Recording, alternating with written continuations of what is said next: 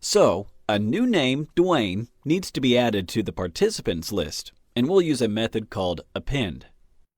Think of the terms method and function as interchangeable, because in practice, methods work quite like functions.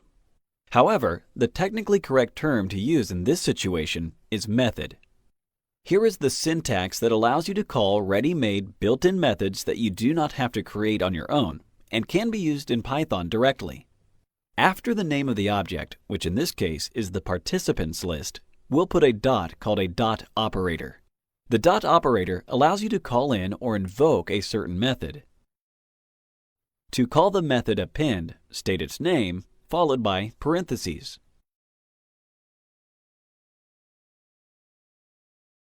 To insert the name Dwayne in our list, we must put the string Dwayne in inverted commas between the parentheses. After we execute the cell, we should have Dwayne added to our group. Shift and Enter. Correct. Great. Remember this general structure because we have to comply with it if we wish to call any existing method in Python. Alternatively, the same result can be achieved by using the extend method. Let's invite George and Catherine in our group. First, let's invoke the extend method. Okay, good. This time, within the parentheses, we'll have to add brackets as we are going to extend the participants list by adding a list specified precisely in these parentheses.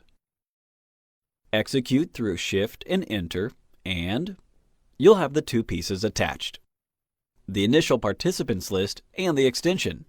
Thus, you still manage to enlarge your original list, right? A couple more things before we close this lesson.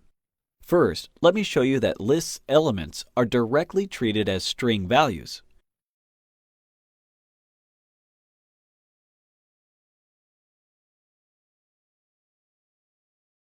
After printing this command, we can see the first participant in our list is John.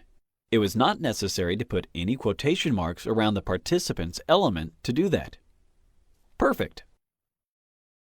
Finally, the len built-in function counts the number of elements in an object.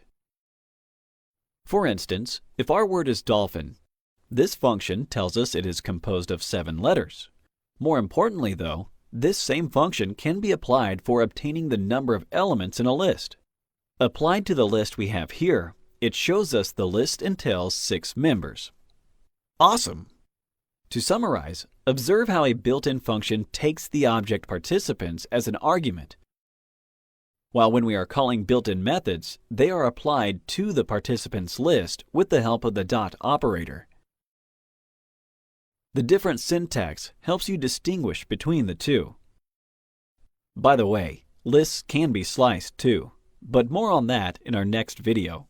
Thanks for watching.